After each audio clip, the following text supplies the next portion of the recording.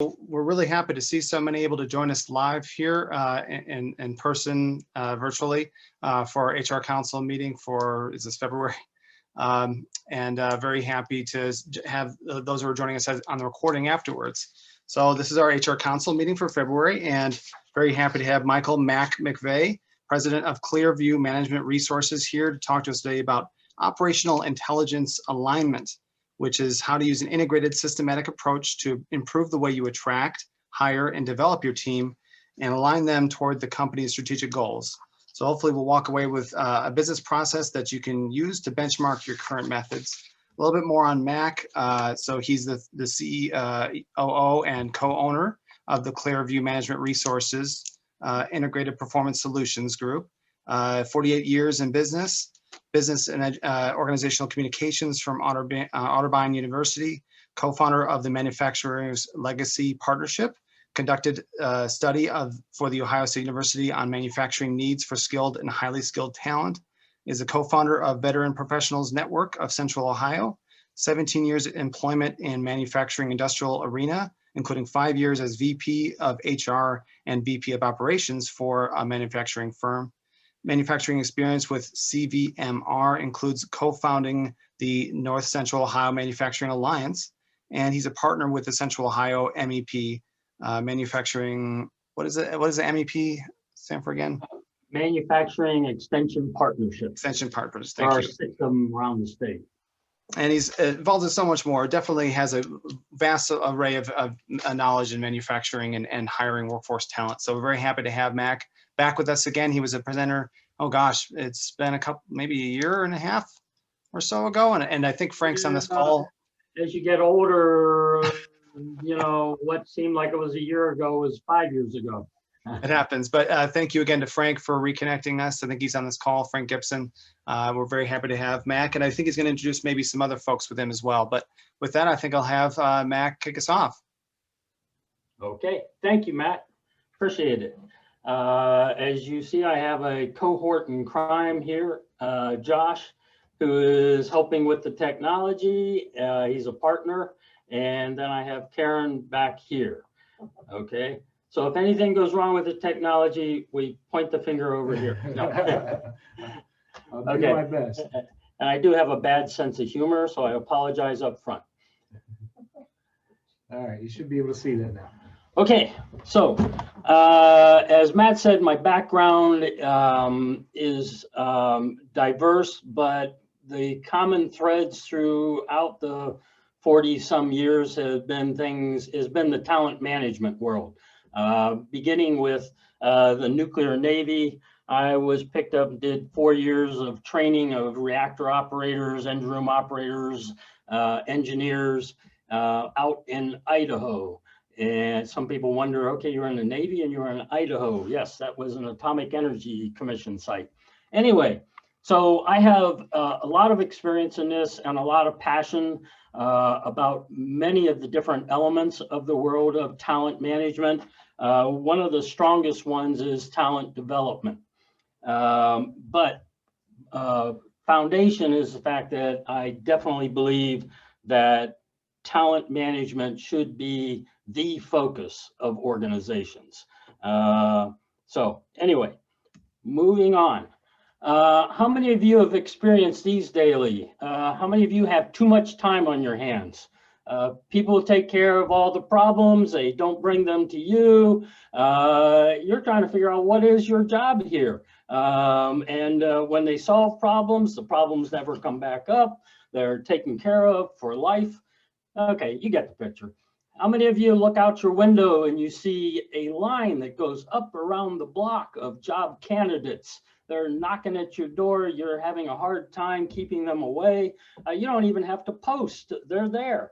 How about this? Your workforce has all the talents that are needed to help you to achieve your growth plan, to achieve your sustainability goals, including operating of all current and projected changes in technology. If you have this, you should go spend your lunch somewhere else. So anyway, okay, how many of you have heard about the competition for talent here recently? right? It's huge, especially when you get into high-tech world. Okay, so here's where we're going in this hour. And basically what I'll tell you is that I probably put down that we'd covered too much. So it's basically going to be a brain dump. I'm going to cover things really, hopefully rather quickly, include a few stories, but I got to be careful of those. They take too much time. And but then there's going to be a time for questions afterwards. And even if we can't get to the questions today, you can contact me and we'll answer questions. So where we're going today, we're talking about problem solving, having a process for it, problem solving, change management, we call it transformation methodology, talent acquisition, which is another word for hiring, but it also includes the attracting, recruiting, those parts of it. And then talent development, AKA training. All right, so that's where we're going.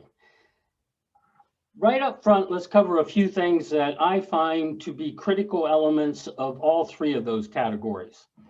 Critical elements are, does your corporation have a strategic plan and are people aligned with it? You'll hear me talk about alignment a lot. Alignment is a huge part of a term called employee engagement.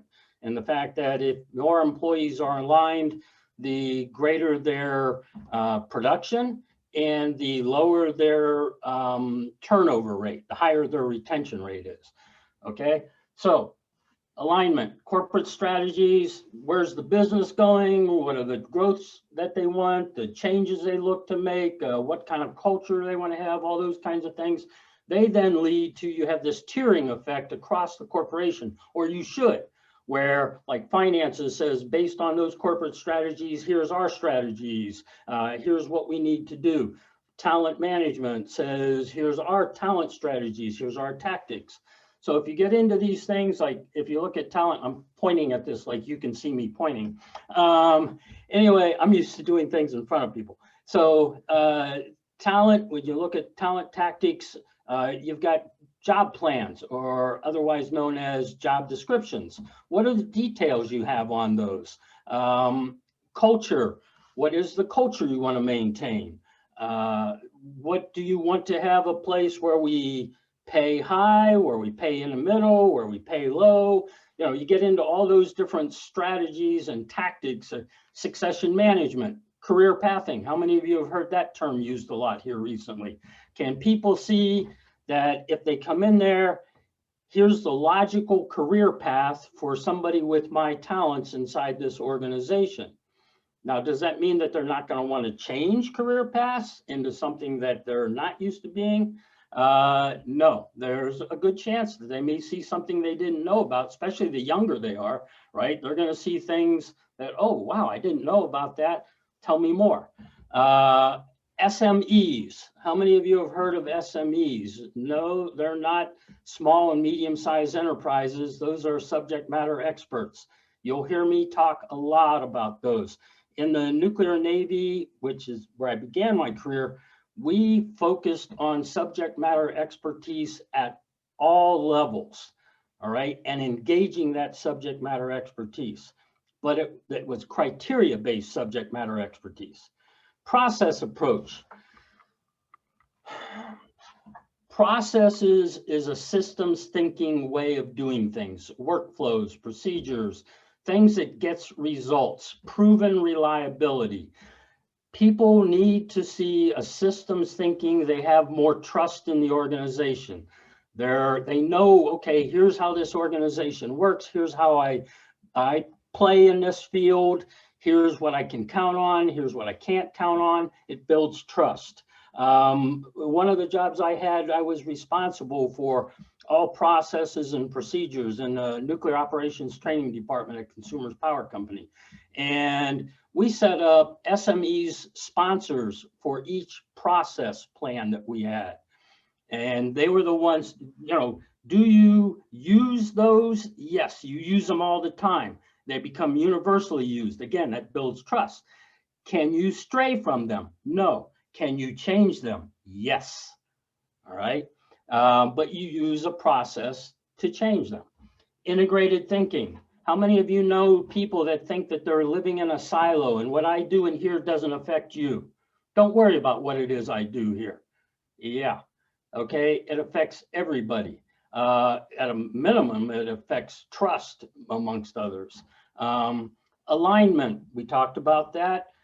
Job plans, we talked about that, but you can see a few points like what does it include? Mission, expected outcomes, tools, tasks, standards, measures, authority, including discretionary authority. Get into all the details because those, remember I said, these are things that are used in the other things. What do you know about the talents that are needed to use those, to perform those tasks, to use those tools? That's what's used in hiring. That's what's used in talent development. The more detail you have, the more you understand about exactly what should we see, exactly what system, what learning map should we have. SMEs, I talked about that. One of the things I want to say about the criteria based is I have seen systems where people say, oh yeah, we have a SME system here. And you get in there and you find out that what the SME system is the best liked employees. Oh yeah, that's my buddy. Obviously, he's my buddy. He knows everything. Oh, I don't like that person. Obviously, they know nothing. I spent too much time on things like nuclear subs and other things in the world, and I don't care whether they're my buddy or not. What I care about is what are the talents they have? What is it that we can count on from them? You understand what I'm saying? As opposed to, do I like them or not? I've known people that I liked and I wouldn't count on them for technical skills at all. I've known people that I haven't liked, but wow, do they know things? Okay, so that's where criteria base comes from. All right, now here's SMEs, a chart on them. These are different ways that SMEs can be engaged in an organization. I believe a lot at looking at the people who are on the ground level, in the middle level, and you know we have verification that they have these talents and we can count on them. They need to be involved in problem solving. You'll see that I engage them in the hiring process, in developing the systems, in the talent development process, right? 60% of all training is done. Of all training is structured OJT. Guess who gets involved in doing that? All right, so you can see that list. I'm not going to go through the whole thing. Now, the problem solving. Transformation methodology. Here's a tool. Frank has seen this before. We've done a lot of talking about it. It's called D to the 8th. You start with define, discover, redefine, because what you're going to find out is in the discovery phase, you're going to learn things that you didn't know up front. And so you have to redefine your situation, getting into designing, developing, deliver, deploy, dissect. I apologize. Again, I'm going to go through this relatively quickly. If I skim over some things, again, please ask questions later. Define. How many of you have had somebody come to you and say, I got to tell you about this problem. I got this problem with Joe over here. I got this problem with Sally. And here's, or this division, this department, and they tell you a bunch of stuff. How many of you have ever seen a CEO, a general manager go stomping off because they really like this person that came to them? They don't get a full, they don't get a definition and figure out who else should I talk to. They respond immediately, right? And go down the hall and start storming around and creating more trouble than what was there in the first place. In the define, you're doing a quick scope and impact analysis. Who all is involved and who else should I get their perspectives from? And from that, you do that quick thing, right? It might take you a day, maybe a couple of days to figure out, okay, what's going on? Who's involved in this? Who else should I include on the team? And to develop a discovery plan to where we're going to dig more. So the discovery plan, this is where you're going to go in and you've got the team put together that includes different perspectives, and you dig. You dig and you look and you capture data. You do a more in-depth analysis of what exactly is there and why is it there? What are the reasons? What are the causes? What's the data that we have on it? Who all is involved in it? What initiated this? How big is it really? How small is it really? Are we looking at the wrong thing? It's not really here. This is caused by something over here. All right, so that's the discovery phase, data and analysis. Redefine. Well, now that we got all this data, it's time to reevaluate everything that we have and say, what is the exact situation that we have here? What's the future picture that we should see? What are our goals and objectives? What are some of the solution systems that we should be looking at? And a solution overview, that's the plan. Where are we going from here now that we have this? However, here's something I'll tell you. In the redefine stage, you may find out that we don't really have a problem. We've been barking and yelling and pointing fingers, but there is no real problem here. All right? Or it's a real simple one. So I'm giving you this D to the 8th. The real simple problem might be, hey, if you were to follow that process, we wouldn't be here. Right? So design. This is where you get into designing the systems to achieve the pictures that you have, to achieve the goals and objectives, the solutions. All right, so you get workflow, tools, integration of all those things. How does it, and that's something to keep in mind throughout everything is I do something here, it's likely to have an impact over here. What is that impact? It's negligible, it's significant. What do we need to do? It's a positive impact, it's a negative impact. Okay, develop. This is where you take all the data that you have, you take the results, the design, and you build, right? You build the systems, you build all the tools, you build the workflows, the processes, procedures. You even start to build an idea of what kind of training you're going to have to do for people, right? You're making a change results in need for training. Prototype it, what that means is you try it out in one small spot, right? Maybe you try it out in a division, try it out in a department, try it out in a unit, and then you learn something from that, you know, kind of like the best laid plans of mice and men, and you make some changes to it, and then you get to deliver, right? See, I'm going to cover deliver and then deploy. What's the difference? Well, in deliver, you're taking it to the people before you deploy it, laying it out, giving them an introduction to it, you're briefing them on it before you then implement it. Because sometimes what you'll find is it's like getting the buy-in is what it's about. Delivering is about getting the buy-in and also getting some feedback from others who weren't engaged in the process that might say, oh, have you thought that some people are going to resist it because of, you get information, okay? Anyway, so you deliver it to them. Oh, I had a situation, I'll tell you real quick. I was made the vice president of Longaberger Corporation. How many of you heard of that basket weaving thing that used to be down in Dresden, Ohio, right? And within the first 10 days, I had 7 employees come to me and tell me about all the problems they were having with discipline. People that were being fired, people that were being suspended, and you know, and it was arbitrary. So I did some research on it, found out that this was true. I went through all the data, all the employee records, and saw unbelievable data. So what I ended up doing was they basically had a 5-page employee handbook, and it was not real clear in places. And so management thought that they had unlimited authority to do anything they wanted to with people they didn't like. And we redid the employee handbook, clarified things. And then what I did was I spent the 36 hours taking this concept to 3 plants and meeting with all shifts. First, we met with all management, talked to them about it. Then we took it to did this 36 hours of briefing of all employees, including the management teams with them, to explain this. And we got questions. They knew it was coming now. We got their buy-in. We listened to some of their things and made a couple of changes. And then we got to deployment.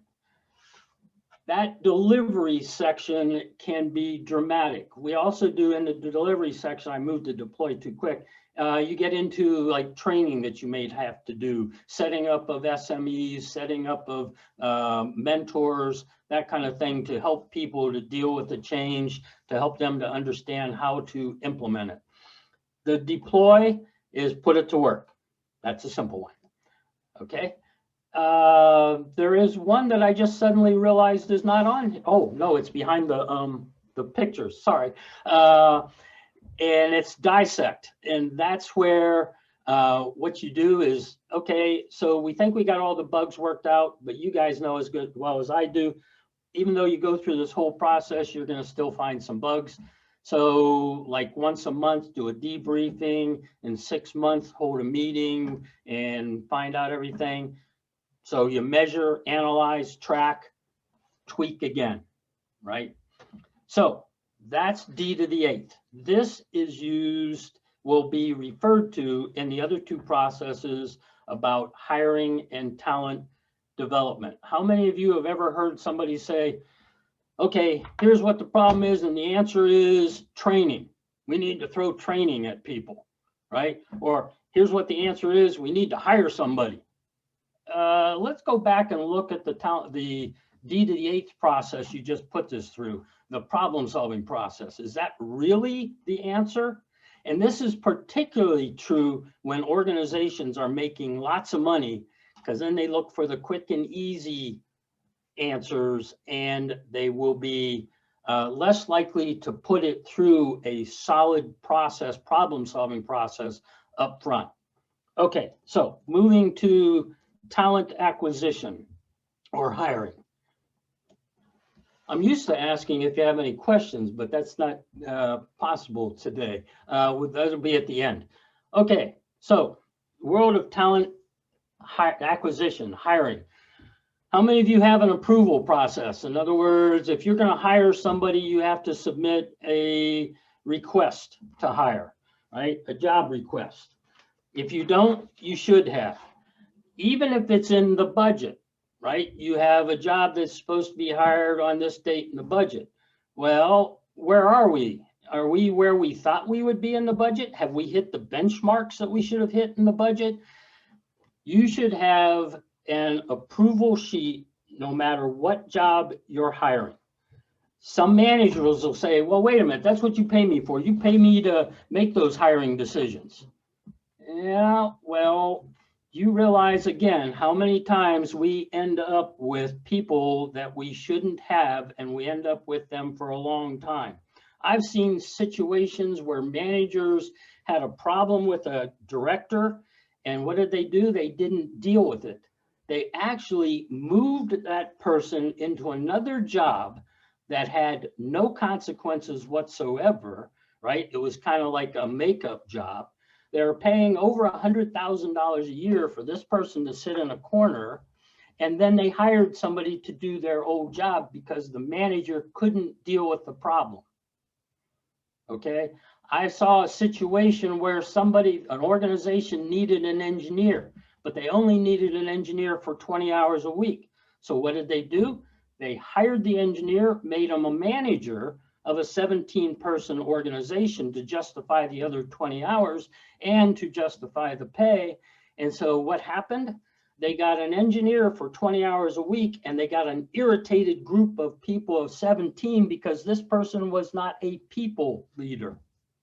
Okay, and so they were able to justify this 40-hour-a-week position and irritate everybody else. Okay, so job requests. Job requests is basically a process of approval, getting approval is basically a process of questions, such as, is this job you're requesting in the budget? Is it a part of the succession plan? Is it a part of a strategic growth plan? This is where you also get into things about, do you have a job plan for this job? Have you looked at everything that this job is to do? Is that job actually being done by somebody else? Why are you looking at doing this? That job is actually performed by this organization over here.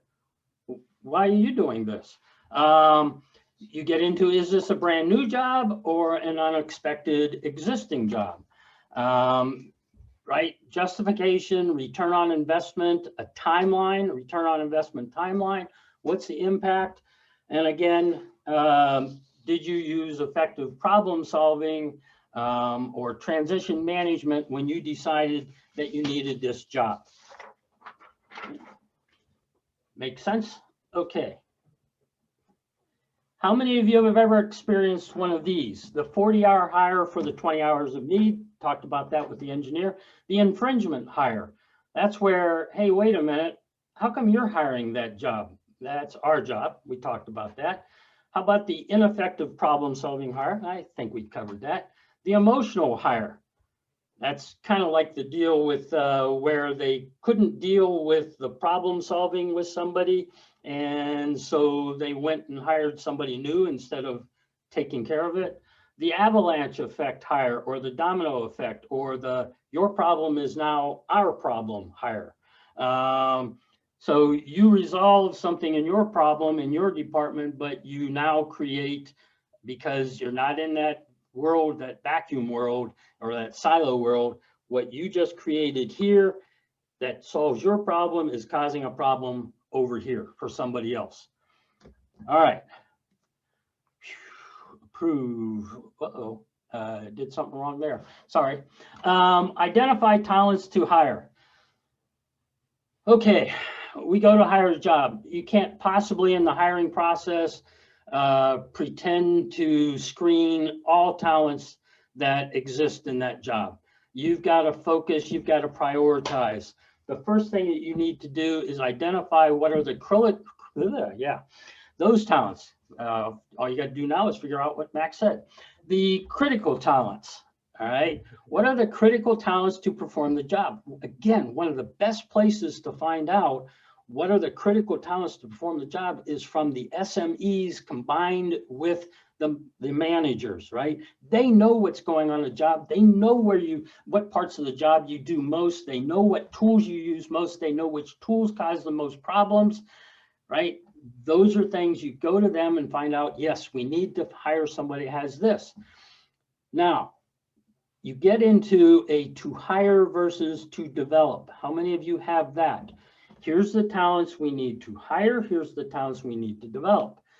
How many of you think you're going to create a talent to change a person's attitude, a person's perspective on things? All right. So you need somebody, for instance, that is agile. Things are changing more quickly in the workplace, right? Technology is changing, so the tools are changing. You need somebody that can deal with change quickly. Are you going to train somebody to deal with change? That's harder to train than training somebody on how to use a tool, all right? Training learning capabilities. How many of you think that based on the way things are changing so quickly that we need people that can learn quickly, learn on their own, figure out learning systems that we have, and can develop new talents quickly, right? I've known people to go through school and they spent so much time in learning, but when they got to the workplace and where the learning was taking place faster, I mean, they were a genius. The person, we had an operator in that had like 3 degrees in nuclear operations, nuclear physics, nuclear engineering, and I forget what the third one was. But when they got on the job, they couldn't deal with the pace of the work. They couldn't deal with how they had to learn things faster, how they had to apply them, how they had to be agile. But boy, they were surely smart. They had a lot of knowledge. Okay, so talents to hire versus talents to develop. And this even gets into things like, I mean, you may need somebody who has a physics degree, who has a science degree. This job is a materials engineer, all right? I think it might make sense to have somebody that knows something about material science, about physics, about chemistry, about, right? Okay, let's see. Talent dictionary, what that is, we have something, one of the things I've done along the way is we have a couple of talent management software. I'm so into, the hiring, the promoting of talents, that we ended up creating a talent management software so that you could actually, classify, identify the jobs needed by, or the talents needed by jobs, and then therefore the talents needed by employees. But one of the things we ran into in there was this talent architecture helps you create kind of like a talent dictionary. How many of you have heard somebody say, well, you know what we need here is we need leadership? And everybody around the table nods.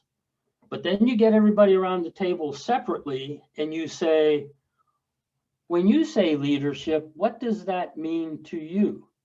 Are you talking about visionary leadership? Are you talking about knowledge leadership? Are you talking about performance leadership? Are you talking about people leadership? And we could go on and on and on. Sometimes those things are integrated, guaranteed, but sometimes those things are separate, and frequently they are treated separate. Okay, so we need to identify exactly when you say this talent, what do you mean? All right. Attract talent. That's back to the line of people that you have standing outside your place, right? What are the many sources of communication when people look and say, do I want to go work in, and I'll take manufacturing, and I love manufacturing. I grew up in Pittsburgh. Don't hold that against me. I can see Frank shaking his head now. But anyway, I grew up there in the times of the steel mills and lots of manufacturing around there. I believe in the manufacturing world. I believe that manufacturing is the core of the US economy. I apologize to others. Oh shoot, why was I going here? Oh, but one of the things, one of the things that I've seen is that over the years, manufacturing has not built up in many ways a good reputation as far as, getting a job. I told you, I lived in Pittsburgh. They had, like 70,000 steel workers that were laid off in like a 3-year period. They had dangerous work environment, dirty work environment, right? What is your industry's reputation? What is your business reputation? How is that communicated? Some people talk about their website. Okay, build a great website, make sure that you have these things addressed, but you also got to worry about, how about your employees? How are they communicating out in the community, right? What are they saying? So do you have a good relationship? Do you have a good culture internally? Are they seeing things? Frank and I can remember that we had set up the North Central Ohio Alliance, and one of the things we ran into one time was where an employer said, I'm having trouble. I can't, we post and we can't get anybody to apply.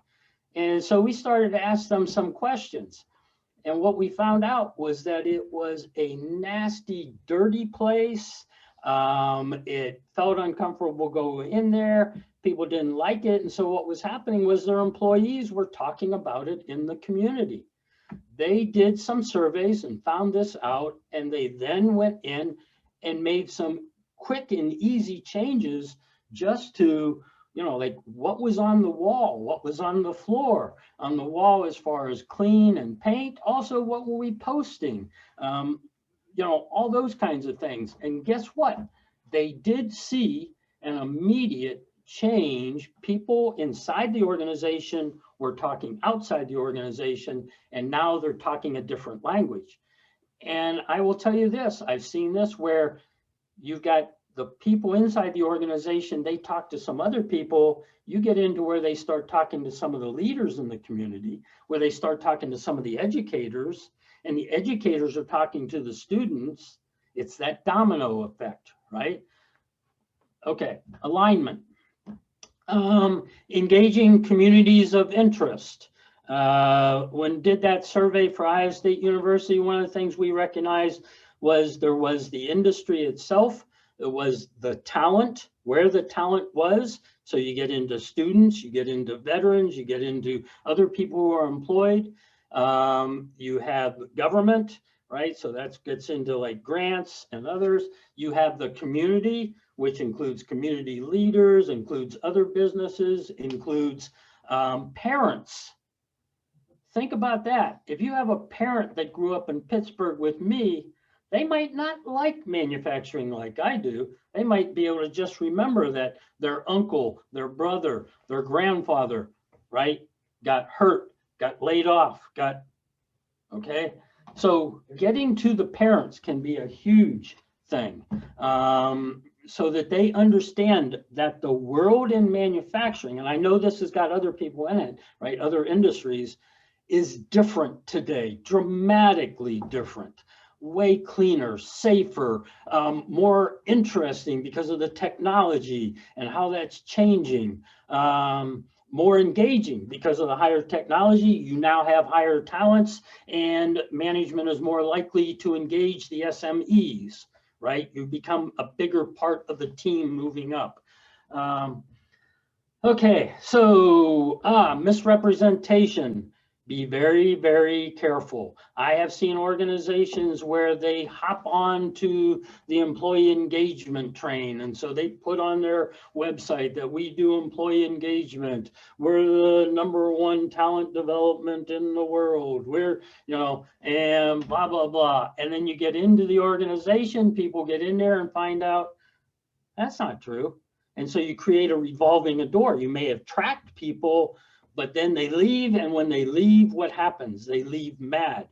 Who talks more, somebody who's happy or somebody who's mad, right? What is it? There's a ratio. It's like a 10-to-1 ratio. If you're upset about something, you're 10 times more likely to talk about what it is you're upset about, and then that spreads faster. Okay, so just don't misrepresent. One of the things I will tell you there is that sometimes you really need to do some studies about when, you know, they're talking about employee engagement, what does that mean? Some people think like the study about employee engagement is just engaging your employees. It's not. It gets kind of confusing. Sometimes there are terms that are used in the talent world that you think, oh, that means this. It's kind of like we'll talk about onboarding versus orientation. They are actually two different things. So employee engagement is a combination of a number of things, of achievement, alignment, respect, engagement. It's not just engaging employees. So they need to have the opportunity to achieve. They need to be aligned with things, on and on. That builds employee engagement. Okay, historical sourcing, performance trends. Do you track what it is? Like if you look at your best talents, do you track where you got them from? Who talked to who? Was it a referral? Was it a LinkedIn, an Indeed? Was it, and what was the terminology we used? Okay, here's the thing to look at is research your target audience. There is a difference in attracting a baby boomer, one of those old dudes, okay, versus attracting a millennial, all right? What does your website say? What are the images? What does your community involvement say? My understanding is that millennials want to know more about what are your causes. Millennials want to know, do I have more control over my career? What is it I can do? All right. So you've seen these things, you'll get this thing and you can look at it more.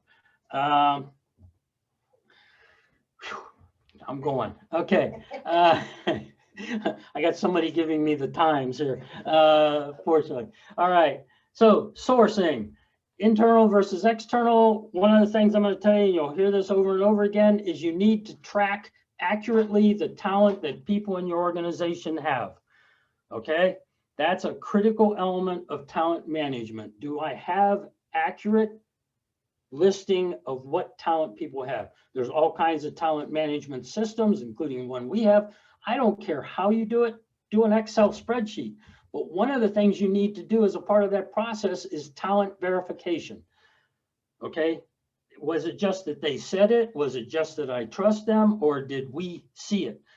At some point in time, we'll talk about competency management. Okay, you got to look at all the different sources in the community. We've talked about a lot of those, so I'm not going to go over that anymore.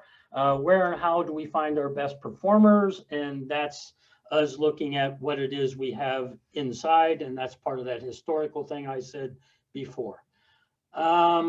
Screening process. This is an interesting one. Okay, you got a job and we got it approved and we went through these assessments. What are we going to hire versus what are we going to develop? What are we going to now hire? What we got to develop, identify and develop a screening process. What are the tools? Success criteria. So if you come up with a listing of questions, what are the answers that are going to be, you know, positive scores versus are there any answers that are a deal breaker? You know, could some, not only is it a low score or a 0 score, but maybe if they say something like this, stay away from them. Put them in the do not disturb bin. All right.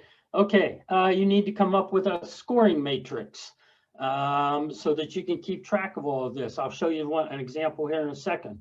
The people that should do this, again, as a manager and SME, I recommend that you have an acquisition advisory team. And that it not just be HR. I come from the HR world. I come from the engineering, finance, and HR world, but HR shouldn't have, I get in trouble for that one, shouldn't have full control of this, all right? Operations needs to be a part of that acquisition advisory team. These are people that look at what you come up with for a screening process and what you have for success criteria and scoring and say, yes, that makes sense. And it should be like a phase-in process, right? Where you have like benchmarking and you eliminate people, like a sifting process as you go through it. Then you conduct the process. The only thing I can tell you there right now is that documentation is critical. This is where I find it interesting when you have organizations that don't like performance evaluations, don't like performance management. The problem with those is that very few of those people have really good talents at documenting performance, at documenting what a person did, what a person said. They'll just have a feeling, all right? I know that they weren't doing what they should have been done. I know, not clear documentation. And you should have that in the hiring process. This also protects you from a number of let's just say unwanted lawsuits, right? The other thing it does is it just makes you better at accurately identifying talents, who has them, who doesn't, what talents they do have, excuse me, what talents they don't have, all right? The more you practice and you go out and do performance evaluations, you do performance sampling, the better you are in the hiring process. See, this is that part of that integrated process again. Okay, sifting and benchmarks. Let me show you something here. Here's what I call the talent acquisition funnel. If you look at what's inside that circle, it will show you a number of different things. Again, you'll get this. That would be a part of the hiring process. And you might start with, obviously you start with resume and application analysis. You may then follow that up with a call where you ask them certain questions that identifies maybe like, why are they applying for this job? What do they look to get out of it? You know, and see if that fits with what your culture is, what you're looking at doing in this job, or do they have a misunderstanding? Written testing, asking for work samples, interviews. You notice I have in here phone, internet, multiple, or panel. I always recommend at a minimum you have multiple one-on-one interviews with the same person so you get different perspective. The panel interview is an interesting one to use, especially on a job that deals with a lot of crises, right? It has a lot of high pressure, high stress points. And so what you do is you can use a panel interview to simulate that high stress point, you know, like bing, this person asks you a question, bing, this person asks you a question, and they don't actually let you finish at times, and you see how the person responds. Okay, so what you can do is set like points in there where you say, okay, we're going to add up scores and see how you did, and then we sift out some people at that point, sift out some people at that point. and I got into too many stories, so I'm going to go a little bit faster. Here's an example of a tool that you could use in the hiring process where you have the question, critical dimensions of it, success criteria. That's not filled in. It should be filled in before you do the interview so that when you're putting down the candidate answer, you can look at what's the success criteria and then justify the score. You'll see, I don't believe in a huge range of scores. I believe -1, 0, 1. Okay, so that was the screening process. Now we go to select, and basically what you get down to is a scoring comparison matrix that has weighted phases. One of the things you need to ask yourself is to go back and look at the screening process is what things that were done initially, are they just a sifter or should they be added into at the end? Okay, like if you do simulations, should that score be added into the end, right? The whole thing? And I'm going to say yes. So that's something you need to figure out. One question that's come up is some people have talked about what happens if somebody tells you something partway through and it's not something that you were asking about, right? You hadn't asked, but they bring you up something. You could set up a separate box that's called like initiative, and they bring up some things that's showing initiative. All right. Oops. Okay, so I talked about screening, weighting. I didn't say weighting. You should have a weighted process. You will say that certain parts of this are more important than others. Here's something to think about. These are talents that should be considered as a part of project management. You set up a project team. Typically what happens is you say, okay, we need somebody from these different departments. All right, so then you send to those different departments and say, send me somebody to be a part of this project. Sometimes it's as simple as this. Who can we afford to lose for 5 weeks, right? No, here's things that, another thing you should do is like hiring, but it's like hiring for the project. These are talents that are needed to have a successful project team. All right. Probation is another part. I won't talk any more about that, but it should be a structured onboarding. I just realized, what time is it? About 10 minutes. Okay. All right. So you can see these things. You need to have structured onboarding, structured job training, and job performance. They have to have a time. Is this a part of the talent acquisition? Some people argue it is because you're not actually hired until you finish probation and you have been approved. Okay. So retain decision. It should be a 3-parted weighted scoring matrix to cover the onboarding, the job training, and the job performance. How well did they do in each of these? The last thing, debrief, process, and team, is about how did we do on this hiring process, on this talent acquisition process. At the end of each one, there ought to be a lessons learned, okay? That can be applied to other things. Talent development. Categories. There's corporate driven, there's self-driven, and there's informal learning. Informal learning, believe it or not, is found to be 70% of everything that a person learns, okay, in an organization. So that means what they see, what they hear, what they observe, what they heard in the community. I mean, informal learning is a huge part of it. 70%. Person and Associates found this. So what you want to do is figure out, how do we make more learning opportunities throughout? And that's part of the SME thing, right? Doing something called what if mind drills, and I'll have to change that or save that for another time. Corporate driven learning, onboarding, compliance, transformations, and new job. Those are corporate-driven learning sessions. Self-driven, you want to be an SME in your current job. What do I have to do? Career pathing, where am I going? And you include something called succession trending.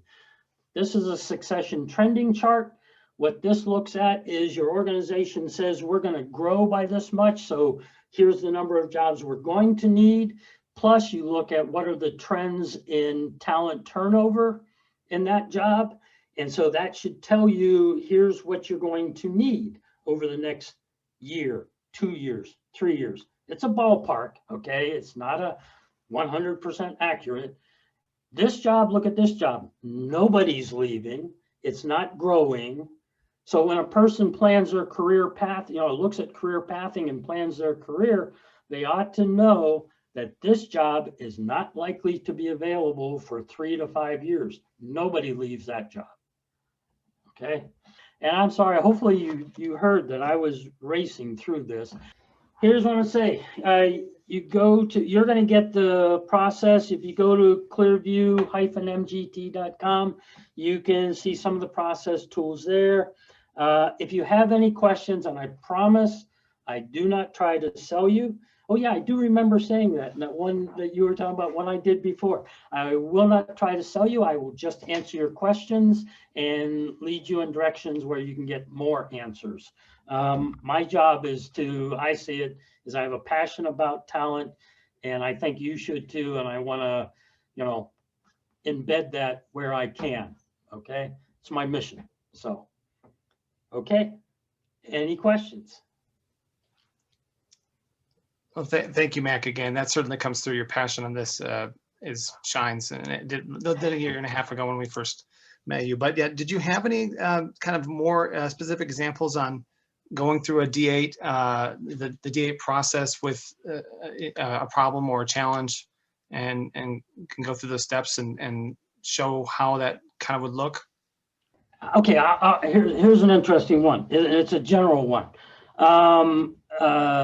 Salespeople, okay, and I is one, right? So you have somebody come to you and they know somebody in the organization, and I saw this at a county, underneath a county commissioner's office, and the person was selling a certain product, all right, and said this product was the answer to all these, right, problems. Well, if they would have had this process, they could have taken this solution set and gone back through and said, okay, so identify what are the problems we have that would do this, that would require this. How would this fix that problem? And you walk through each of these steps and you keep referring to this solution set to say, how is it going to take care of this? And do we have any of those?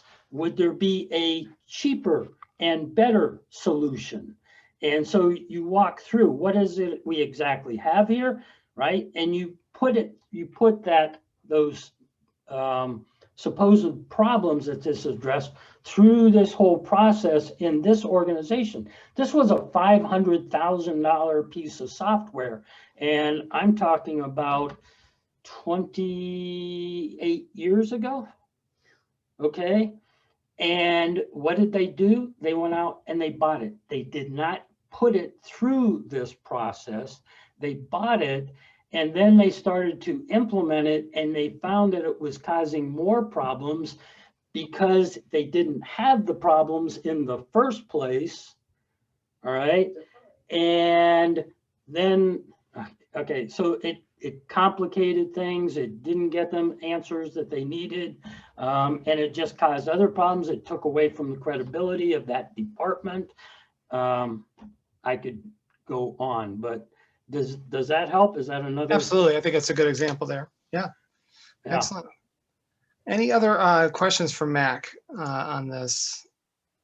Before we, and of course, I'm sure he's going to provide these slides and any additional handouts or information after this presentation is over, along with his contact information.